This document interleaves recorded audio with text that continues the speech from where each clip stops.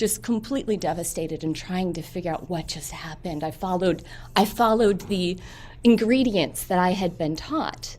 And I didn't have a whole lot of roadmap from my parents because they had also divorced when I was 8. So I swore I would never get divorced, and yet there I was. And because that heartbreak was so deep, I dedicated the next period of my life to understanding what had gone so horribly wrong. Where had I missed what I needed to find that promise of love that is truly a happily ever after? And so what I'm really grateful to say is that the keys are here. And we'll be sharing as many of them as we can in this session here together. And towards the end, we'll also let you know what else we have to offer if you'd like to go deeper. So that separation happened in my early 20s. I just turned 50, seeing as we'll put our age on the table here. And I've been in a wonderful relationship for the last decade. We just celebrated our 4-year anniversary. I get to experience a quality of deep listening, love, harmony, honesty, truthfulness, and partnership that my heart knew was possible, but I just didn't know how to get there in that earlier time in my life. And just yesterday, I celebrated the Christmas holiday with my son and my ex-husband and his wife.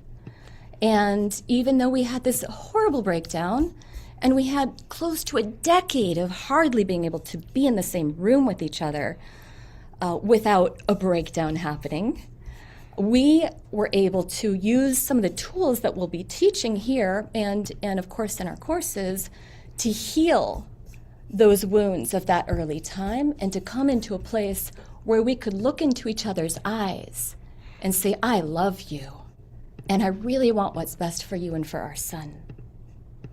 And that has been the relationship I've had with my ex-husband for the last about 18 years. Wow. Mm-hmm. Wow. So hope is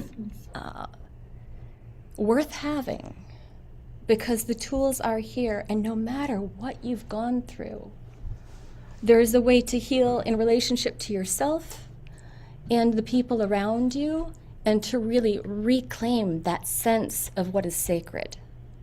Because it exists within your heart and it exists in others, and we just need to figure out the tools that help us navigate our differences with loving kindness, attunement, and skill. Let's give her some twinkle, huh? Beautiful. I really love teaching with Katrina. We've had the good fortune to be teaching together for many, many years. We started the Love Coach Academy together back in around 2012. Yeah, 2012. And between the two of us, we've coached over 1,000 couples and families. So, you learn a lot when you work with a lot of people. And since tonight we're talking about the sacred union between the masculine and feminine, obviously there's when we actually have two people, male-gendered and female-gendered, but there's also times that it might be couples that are same-sex couples, and then there's those of us that are single. As I mentioned, my wife passed away a long time ago, 2011. And so often there is also the part of balancing the masculine and the feminine within ourselves. And obviously all of us have a masculine side and a feminine side. Of course, I see all female gendered people in our outside audience here, and in our Zoom room audience, it's a little bit more of a mix. But I'm curious, I'm going to go to gallery view so I can see what our online audience says about this. For those of you that have your cameras on in here and those out there, how many of you feel like you have a highly developed masculine side? Who says highly developed? Okay. And who would say you have a moderately developed masculine side? Okay. And how many of you feel that you're not able to be as often in your divine feminine as you would like because you're having to do so much masculine stuff? Yeah. Yeah, almost everybody raising their hand there. So I want to address that because that's one of the main things that I've discovered in coaching is how many female gendered people are not able to drop into their divine feminine. They're not able to relax. And I do find that ideally, when a woman, female gendered, or even male gendered, when we really drop into our divine feminine side, that's when we have deep meditation, deep insights, whatever our spiritual practice might be, is when we feel most connected to the divine or whatever you might relate to in a spiritual way. Who can relate to that? Notice that when you have to really be relaxed and not in, pardon my language, you're not in get shit done mode, right? But you have to be in that relaxed state to really have those higher states of consciousness. Yeah. And one of the challenges, and I can say this as a man, for those of you who are married or who have boyfriends, men somehow expect their woman to automatically drop into their divine feminine side. But they've been busy getting stuff done all day long and being in the masculine. You can't just flip. And some women need hours to transition from that busy masculine get things done space into the more relaxed, really ready to receive space. Is that true for, most everybody's nodding their head. Yeah. How about you? How do you manage that? Because you... Certainly. When I think about relationship, sometimes I'll map it onto ballroom dancing. I'm curious how many people have done ballroom or some kind of partner dancing in the room. So in ballroom dancing, there's like learning how to do the dance, and then there's a lead and there's a follow. And generally, the lead is the masculine role. I'm guiding and directing what's happening. And the female role or the feminine role is to attune and to listen to that guidance and go into that receptive feminine.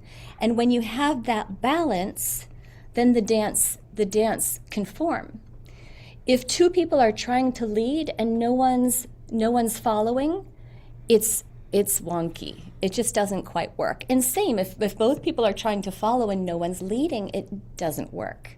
So this polarity that Scott's talking about is really essential in the dance, especially when it comes to intimacy, when it comes to going into sacred sexuality. So I definitely have a masculine get shit done part in myself. And my husband recognizes that. And he's mostly in his masculine. He has a bit of feminine receptive, but he's much more comfortable in the masculine. And so when I've had a big work day and we want to shift into intimacy, he knows I need some time to unwind, to get out of my rational, my to-do list, but I need it to be thorough.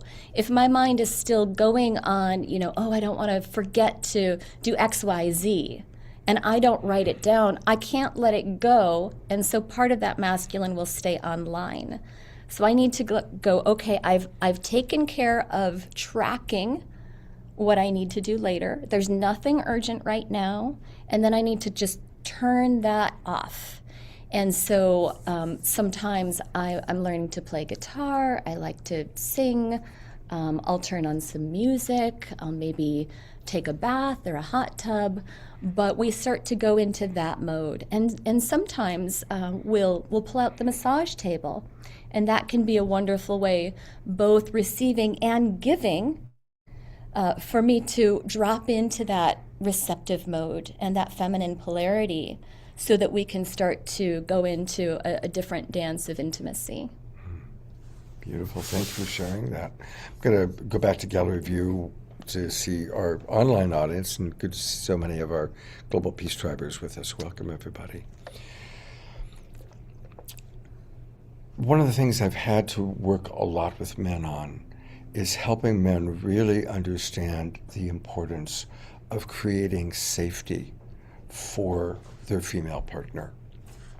And so a practice for those of you that are in relationship is when you're in that time of wanting to make the transition from get stuff done mode into the more relaxed divine feminine, is what I call the holding practice of finding a really comfortable position where you're both relaxed, but you are feeling held. And tell your partner how you want to be held. You know, like, do you like to be held tight, loose? Where do you want their hands? Maybe on your heart, maybe in other parts of your tummy. Not for the purpose of sexual arousal, but for the purpose of just relaxing. Because our body needs homeostasis. We're mammals. We literally need physical touch to survive. And oftentimes our body can relax while the mind is still spinning. You know, the mind might be still thinking about all the things that need to get done or the things to process. But the body's like, hey, shut up. Let's just relax right now. You know, my wife, God bless her soul, and you'll hear us talk about nonviolent communication in a moment. When I first started studying nonviolent communication, I always wanted to talk everything through. And my wife, bless her, would say, Scott, shut up and just hold me, right? And she was right. She didn't need lots of talk. She needed to be held. And that really is where I learned initially 20 years ago, oh, we just need to hold and relax and turn off the verbiage and let the bodies relax first. Mm-hmm. Yeah, absolutely. It's such a core practice that it's almost like breathing in our relationship. We have our morning snuggle time, and then there are just times throughout the day where it's like, oh, let's just sit into each other's arms, and that's part of the way that we keep a sense of connection, intimacy, and attunement with each other, but also emotional regulation. It's nourishing and gets us back into a sweet space. Yeah. How many of you are familiar with nervous system regulation? About most of our audience, and out here, yeah, most everybody's nodding their heads. So it is really important for each person to find their own ways of relaxing the nervous system, calming the nervous system down. Now, our topic tonight is about the sacred union of male and female, masculine and feminine. And so, how many of you have studied or taken a course in Tantra or sacred sexuality? Not so many. Okay. How many of you have heard of Tantra and you've gone, oof, I want to stay far away from that? It seems like there's something messy there. Anybody? Thank you for being honest. Yeah, looking here. Okay. She and I both Katrina and I have done a lot of study. In fact, I used to teach Tantra and sacred sexuality when I was younger. And Tantra literally means to weave. Now, there are as many forms of Tantra as there are of Christianity, right? If you ask a Catholic what is Christianity, you're going to get a different answer than a Mormon or a Jehovah's Witness or a Presbyterian. And it's kind of the same with Tantra. There's Neo-Tantra, there's East Indian Tantra. There's some people who practice Tantra that are completely celibate. Then there's what I call California hot tub Tantra. So, you know, there's a lot of different forms. But the importance and the reason we bring it up is that the word Tantra actually means to weave. And for me, Tantra, sacred sexuality, is weaving our masculine and our feminine, weaving two bodies together, and then whether or not you're single or in a relationship, weaving our sexuality, or if you will, our physical self, with our spiritual self. You know, most of us growing up in America, most of us here probably grew up in America, there's a big split between spirituality and sexuality. You're either spiritual or you're sexual. And what I loved about my understanding and experience of Tantra was it's weaving the two together. To me, my greatest moments were with my wife making love and then praying, and making love and then praying. And there was something very beautiful about that weaving that made a huge impression on me. And so the weaving of the masculine and the feminine, the weaving of the physical with the spiritual is, to me, a huge part of what we're talking about today. This was actually significant when it comes to my first marriage and part of my learning between that marriage and the one that I'm in now. I could make my ex-husband wrong for that moment of wanting to sleep with his coworker, or for things that happened after that that made our relationship impossible. However, what I didn't understand at the time was that I was able to just turn off my sexuality and channel it spiritually. He couldn't do that. He didn't have the ability to. For him, he felt more of a sense of love and connection with the divine through sexual expression, and I didn't understand that. For me, sexual expression was like, it just felt right or it didn't feel right, but I didn't know the difference. And so there were things that didn't feel right with him, and I didn't know how to talk about it. I would try, and my body just slowly shut down. And so he was in his young 20s, and he didn't want to be celibate for the rest of his life, and he just had no idea what to do. And we had no way of talking about it. I didn't know that what I needed was a level of presence and sacredness, like, let's shower before we make love. Let's beautify ourselves. Let's light some candles. Let's say some prayers. Let's add in massage. Let's learn about our bodies. Let's talk about what feels wonderful, and we'll create a mutually fulfilling experience. And what feels uncomfortable, and let's talk about it rather than just sweeping it under the rug. We didn't have any of those skills. And the two biggest things that can undermine a relationship are sex and money. And so this was the one that undermined our relationship. And it was also one of the first ones that I went, oh, I put him in an impossible situation. I didn't know that. I thought I was just taking care of myself. I didn't realize that he has a drive that's so much different than mine that he can't just turn it off. And that was one of my first experiences of stretching into compassion and empathy for his experience. And it's not a unique experience. Many, many men, and there are women too, who have a strong drive, and it's like eating food. They need just a certain amount of it to feel like they're really alive and that life is worth living. And so that was one of the first ways that I noticed I needed an education. I needed to heal my own body, and I needed to understand why my body had shut down and had a harder time feeling erotic pleasure. I needed to learn about that. So while I can carry some in nonviolent communication, we'll call it jackal, about California hot tub neo-tantra, because there is some damage that happens under the name and banner of Tantra. What I appreciate are the practices that can build and strengthen the erotic bond between two people, because when that is strong, it'll help you through storms. It'll help you to get reconnected and help you to get attuned. So learning to love yourself emotionally, spiritually, physically, erotically, and to share that with another is part of this dance of attunement, where you're learning how to go into this flow of giving and receiving and dancing beautifully together. So I'm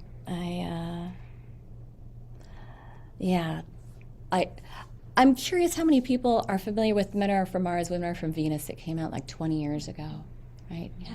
And John Gray speaks often at the Soul Search events. Maybe some of you have seen him speak at some of. Yeah, there he is. Yeah. And John's been a regular on our show that we're doing, the Awakening World show. Oh, that's right. Thank you for putting us back on. Yeah, but one of the primary things he talks about is how a woman's access to her eroticism is through her heart. She needs to feel safety, presence, emotional connection, feel his masculine, and feel her feminine, have that space to blossom. And the way to his heart is through his eroticism. He wants your adoration, your appreciation, your presence. He wants to know that he's wanted by you. And to want him physically and closely makes a huge difference for the masculine. A huge difference. Yeah, I mean, there's kind of, having worked with over 1,000 couples, there's an irony, which is that most men, their thing is, if my woman really loves me, she wants me to be inside of her. And if she doesn't want me to be inside of her, she doesn't really love me. And that is a primal thought and built-in belief system that almost all men, especially if they're younger or less mature, have. We don't have the reciprocal thing going on here. It's almost the opposite. It's like, if you really love me, you'll love me. Pressure me, right, regardless of what exactly. happens. Right. Yeah. Yeah. How many can relate to that as a challenge, right? Mm-hmm. Yeah. So it ultimately comes down to understanding both. People ask us, well, what's love coaching? And what is love? And having studied relationship my whole life, and having studied spirituality my whole life, I've come to the conclusion at the age of 70, I just turned 70 2 weeks ago, that the highest form of love is compassion. And the practical daily application of compassion is radical acceptance. If we can have radical acceptance of the past, radical acceptance of ourselves and each other, that's real love. It's not romantic love, it's not conditional love. It's really learning to have radical acceptance of what is. And I'm going to partner that with, if you're looking for your life partner, it's not radical acceptance of anyone for anything they do. Discernment is key. Know yourself deeply. Know what it is you need. Know what does and doesn't work for you. Learn how to communicate it. And so, you want to find a partner that you really look and say, is this someone who I can accept? Everybody, when we fall in love with someone in the beginning, we've got, this whole this neurochemistry that comes online. The oxytocin, dopamine, and serotonin is an incredible natural high. There's serendipity and synchronicity that happens, and it's like God is saying, he's the one. This one's the one. I can tell I'm getting all the signs. And there's a chemistry that's going on, and so it's like, he likes dogs and I do too. We both always wanted to go to France. Like, all of those things happen, and we mark all of our checklists go off. And then after a while, that neurochemistry starts to die down, and you go, he always leaves that toilet seat up, and there's socks on the floor again, like the hamper's right there. Right, that list comes up. Now, will happen with anyone. You're not going to find the perfect person who checks all the good boxes and not the other ones.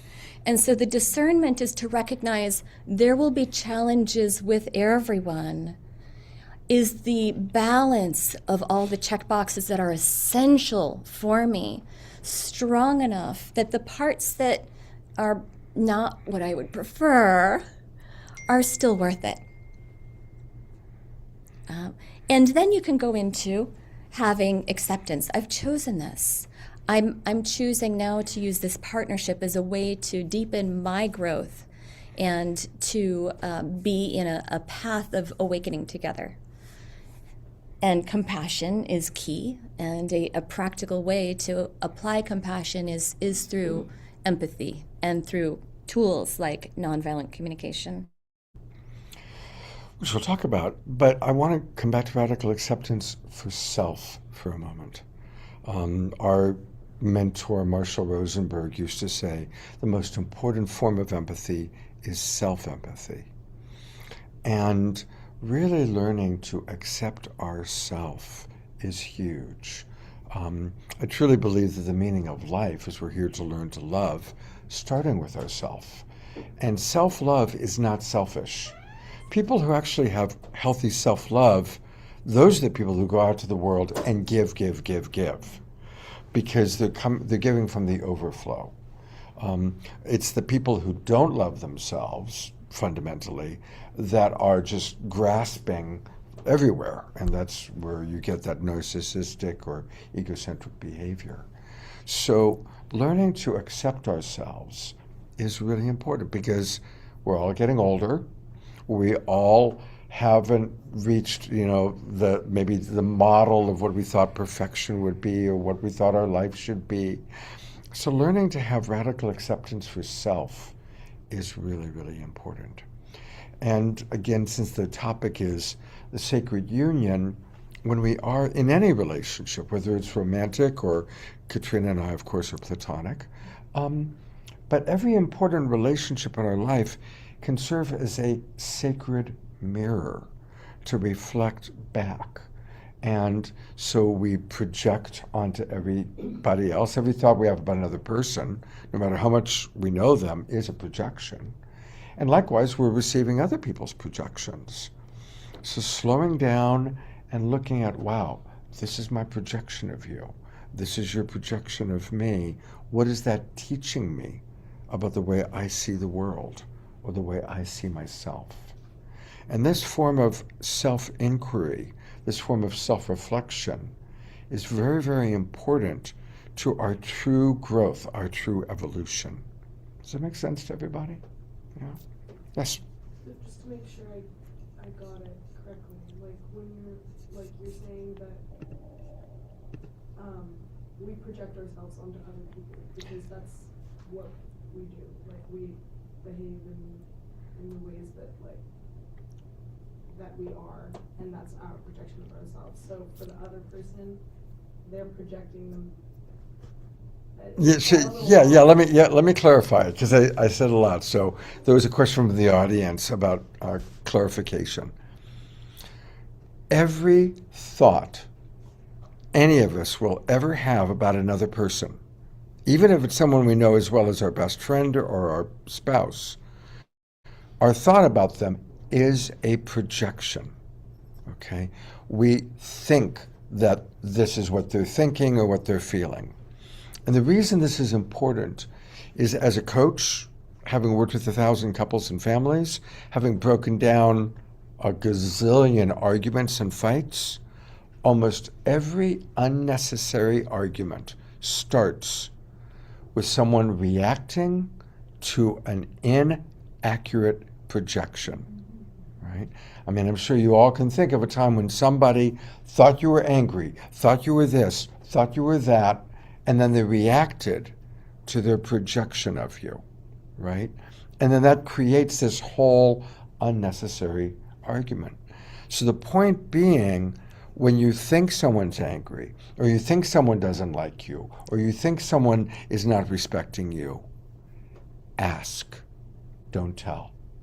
Don't react to your projection. Hey, vulnerably, the way you just spoke to me, your tone of voice, I interpreted that as you being angry with me. I interpreted it as you dismissing me. Is that true? Mm-hmm. Is that true? Mm-hmm. If we all could learn how to do that, I promise you, the number of conflicts in your life will radically decrease with all your relationships. Mm-hmm. Yeah, I love turning assumptions into curiosity. And in order to do that, you have to be able to see the assumptions that you're making as well. Mm-hmm. And that's a whole deep dive into self-reflection. Again, in that first failed marriage, there's so much you learn from the difficult things that happen in your life. I didn't realize how many things I was assuming about my first husband that made it really difficult for him to relate to me in his highest way. Sure, he had some challenging ways about him. But I would then assume, well, he's selfish and he just doesn't care and he's not sensitive. And I'd start to make these assumptions and assess him in ways that made sense to me. And they gave a rationale for the pain I was feeling and for the problem that I was dealing with. But every time I made one of those assumptions, I was then creating like a filter through which I listened to him. Then I was listening for proof that what I thought was right. And that impacted how he related to me as well. There's a feedback loop that happens. And part of what shifted our relationship as I had this realization about the nature of projection and the nature of thought on the world around us. And I went, wow, it's been a number of years since he and I have lived together. What if I don't know him? Can I meet him halfway where we were swapping our son because we were living 2 hours away from each other? Can I meet him this time and pretend I don't know him? Not assume he's going to be late, assume he doesn't care, assume he won't communicate. Today, I don't know him anymore. Let me look at him fresh. And it was stunning to me how that very day, he showed up on time. He was a lot warmer. We had a good conversation. It was still short, but so many of my assumptions started to fall apart, and I got to immediately experience the impact of thoughts on my reality and get that feedback loop that helped me go, oh, this thing about questioning the assumptions and the beliefs I have about others and getting curious instead, this is powerful. Just so you know, we've got 8 minutes left. Okay. So we want to talk briefly about compassionate communication. How many of you are familiar with nonviolent communication? Also looking to my audience here. Okay. So my life changed in 2000. I think Barbara mentioned that I've had 2 careers. One was as a writer and director of educational television, and then of course my career as a coach. And that transition happened in the year 2000 when I was hired to produce a series of videotapes with Dr. Marshall Rosenberg, the founder of Nonviolent Communication. And I actually traveled with him for 3 weeks. That's very loud. I traveled with him for 3 weeks and just watched him in action with so many amazing people. I watched him working with educators, couples, families, even convicts in prison. And no matter who he was talking to, they were all learning something valuable. I was really, really, really impressed. So anyway, that's what led me to, by doing these videos with him, led me to then ultimately becoming a coach, utilizing what I learned from Marshall and becoming part of Nonviolent Communication. Shortly after that, met Katrina. She became interested in nonviolent communication, and she's really run with it. And so we want to let people know about 2 things. One, and we'll take questions. We'll have a little bit of time for questions from our online audience or from our in-person audience. But wanted to let you know that we are going to be teaching a course together on relationship mastery. It's going to start in early April, either April 4th or April 11th.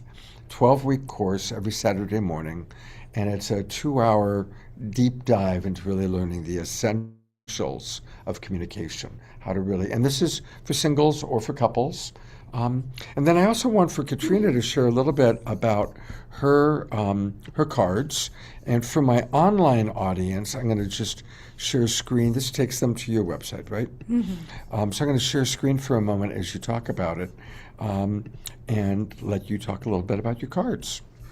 Sure. So nonviolent communication, and this course will be mostly grounded in that, not in the sacred sexual teachings, although anytime there's questions, we can weave that in. Nonviolent communication not only teaches us about the nature of thought and the projections we can have or the stories we can tell ourselves and how to catch that and be curious about it, but it also tells us about the very valuable nature of understanding our emotions, giving language to the emotions that are arising in us, understanding that that is precious information. It's letting us know whether our core needs are met or unmet. If you don't know if your core needs are met or unmet, you will have unconscious strategies to try to meet them because it's just our nature. We're compelled in our biology to try and meet our needs. Like the need, I'm hungry, I have a need for food, or you're just going to be compelled to eat. I need to be heard and understood. You'll be compelled to communicate, maybe at the wrong time, maybe with too much volume, maybe with some not choice words. But the need is to be heard. When you can understand the emotions that are there and the needs that you're trying to meet, it gives you more access to being able to communicate to your partner, hey, this is what's going on for me. This is why I'm upset. This is what I'd love to have. This is what didn't work for me. It'll give you a way to do that that seeks to really avoid anything that can land as blame, shame, criticism, make wrong, and the kind of habits that naturally undermine relationship. It gives you a new framework for communicating.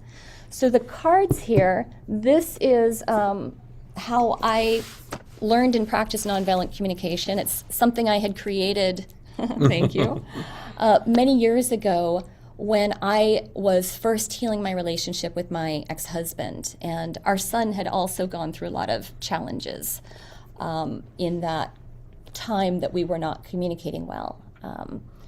So there was a breakdown in my relationship with my son where he was yelling at me every single day. And I created the cards and played a simple game with him, and these fits stopped overnight. And that was almost 20 years ago. We have an amazing relationship now. We didn't go through the terrible teens because this became our foundation.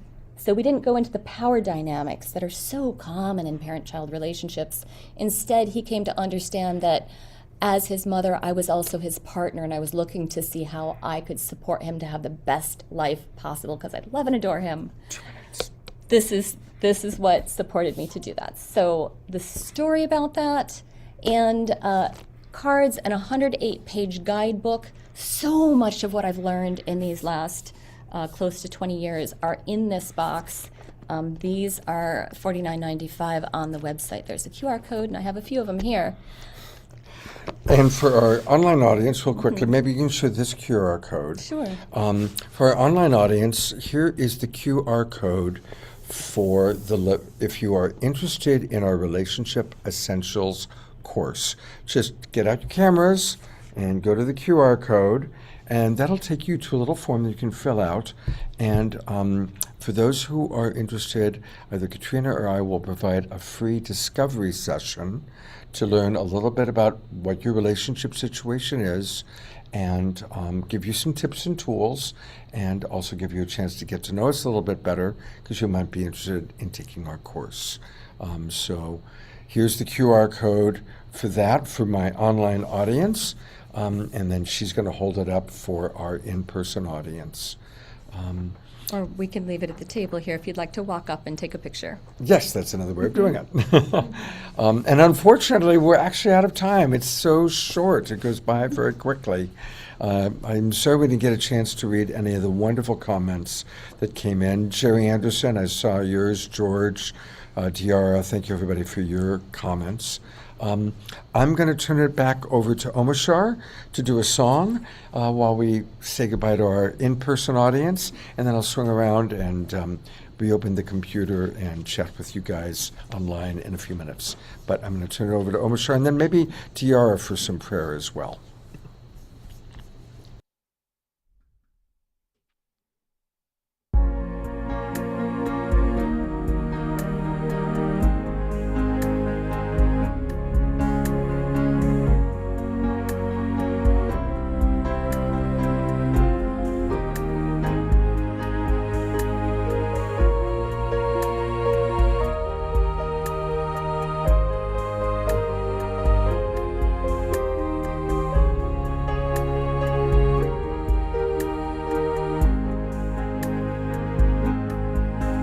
How could anyone ever tell you that you're anything less than beautiful? How could anyone ever tell you you are less than whole? How could anyone fail to notice that your loving is a miracle, and how deeply you're connected to my soul?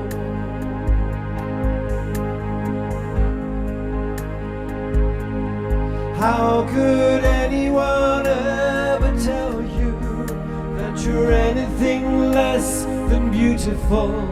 How could anyone ever tell you you are less than whole? How How could anyone fail to notice that your loving is a miracle, and how deeply you're connected to my soul?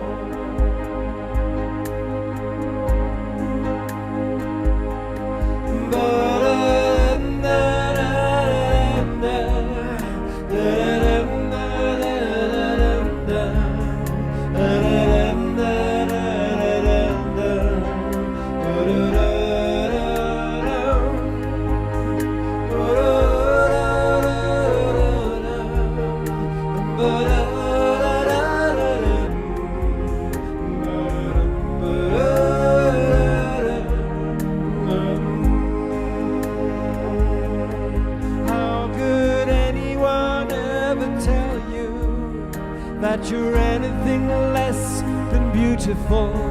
How could anyone ever tell you you are less than whole? How could anyone fail to notice that your loving is a miracle, and how deeply you're connected to my soul? One more time, then prayers. How could anyone ever tell you that you're anything less than beautiful? How could anyone ever tell you you are less than whole? How could anyone fail to notice that your loving is a miracle, and how deeply you're connected to my soul, and how deeply you're connected to my soul, and how deeply you're connected to my soul.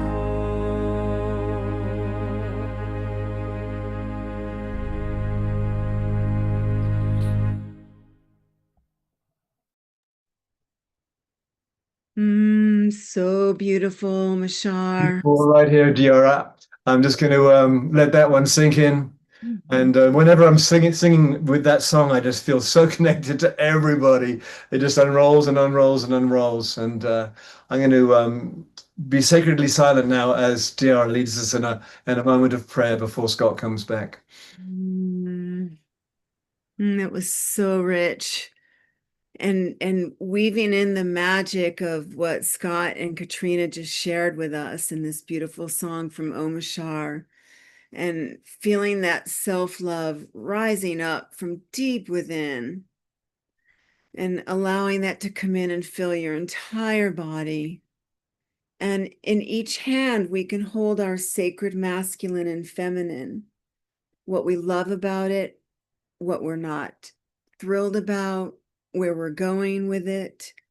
And we can take all those parts of ourselves and weave them in like that magic of Tantra, taking your beautiful feminine self, your divine masculine self, and just bathing yourself in these energies, allowing the codes to rise, and just knowing that we're still growing and still integrating, giving ourselves permission to be freely expressed from our masculine doing and our divine feminine self. And we pray for this type of tolerance within ourselves, knowing that it goes out to the collective, that all those on the spectrum of masculine and feminine in biological, emotional, physical, spiritual ways, just allowing for everyone to come to their own source, their own divine nature of expression, allowing more room for love, for that spiritual, sensual magic to occur, freedom, joy, bliss, connection to the divine. And just breathing that in again. And really blessing Katrina and Scott for all the work they've done in this area. and blessing you, Omashar, for your beautiful way of being able to bring it into the music, into the words, into the vibes for us today and always. And with that, we say amen, and so it is. Thank you so very, very, very much. Well, thank you everybody for being with us on our Sacred Sunday show. And you got a little bit of a taste of the medicine that Katrina and I offer. And I'm going to go one more time to the QR code. And so everybody get out your cameras. And if any of you are interested in possibly taking our Relationship Essentials course, get out your camera, and that's going to take you to a little form, which you can then save on your device and fill out. I'll leave it up for a few minutes. And any of you, any of our Love Coach people that are sincerely interested in the course, either I or Katrina or both of us will offer a free 15 to 20 minute discovery session to kind of learn a little bit more about your relationship issues. We've just decided last night that we're going to do this course together, and we're excited about it. And you can learn all about it by going to relationshipessentials.org. I'll need to update the website a little bit. It's based on the last time I taught the course. But it's going to be 12 weeks every Saturday morning. And the last time I taught it, Kristen Hoffman and her boyfriend Troy took it. And I think a few others that are part of our Love Coach and Global Peace Tribe family did. And we are going to do a Global Peace Tribe Love Coach Academy hybrid retreat sometime soon, sometime probably late spring, early summer. So kind of bringing those two worlds together, my Love Coach Academy world and the Global Peace Tribe world. And yeah, that's a big part of what's going to be happening in this new year, 2026. And it's Vaillancourt, Vaillancourt, Vaillancourt.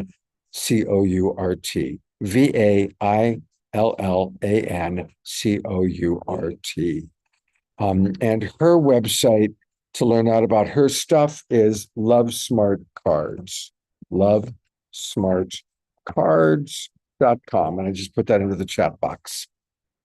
So, all right. Hopefully everybody, you know what I can do too is I'll put the QR code into the chat box. So if any of you still need it, there you go. All right. I haven't made the posters yet. This Wednesday night, the next Awakening World show is going to be all about creative expression and exploring creative expression. Of course, Omashar will be with us. And then a week from last night, next Saturday night, we'll be celebrating Martin Luther King holiday weekend. And we also have a special couple of features of Light on Light.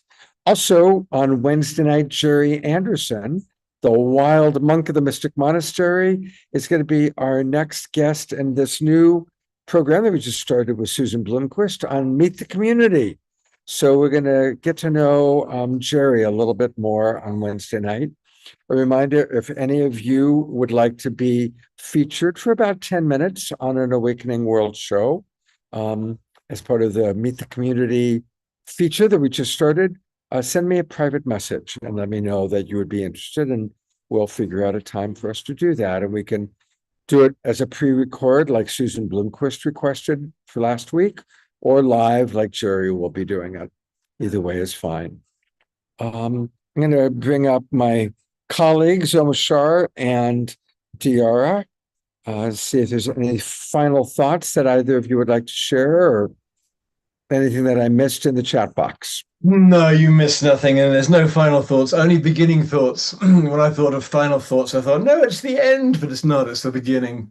And how awesome, Scott, that you invited us into your home and hearth. And Katrina, what a sweetheart, what an absolutely clear, beautiful channel she is for that which she has lived through and now has distilled into something that can help us with our relationships. Every time I hear her talk, it's like, wow, she's just getting more and more like a crystal vase in the way she lays out what she needs us to work on within our relationship. So that's my bit here, Diara. Thank you. And thank you, Scott and Katrina, for giving us permission to love our human bodies and to really bless them and be in them and have them be all they can be, and to exonerate pleasure and bliss, and to have it all here on this. It is even talking about the split between sexuality and spirituality. I've kind of known it, but I've avoided it.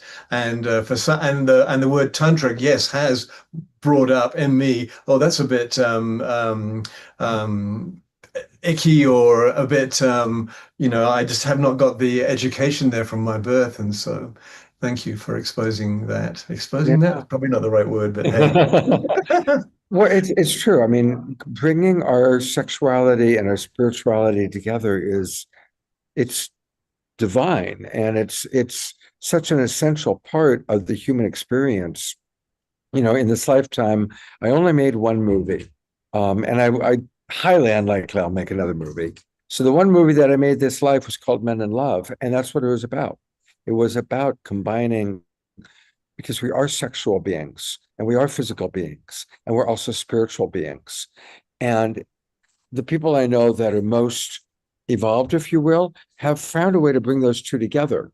And there's some people that are highly spiritual, but they've disconnected their physical body. And other people that are all in their physical body, but they've disconnected from the divine. But when we can bring those two together, then it's a beautiful thing. And then we bring that together in relationship, that's the best. It's the absolute best. So I love you guys. Thank you, Omashar and Diara. And I'm going to go to Gallery View to say goodbye to everybody. Thank you for being with us on a Sacred Sunday show. We'll continue to do a few more of these throughout the year. And have a wonderful few days. And I look forward to seeing you on Wednesday. And Tracy Potter, all the way from Australia. I love when we have people like Tracy from Australia, or Frode. So good to be here.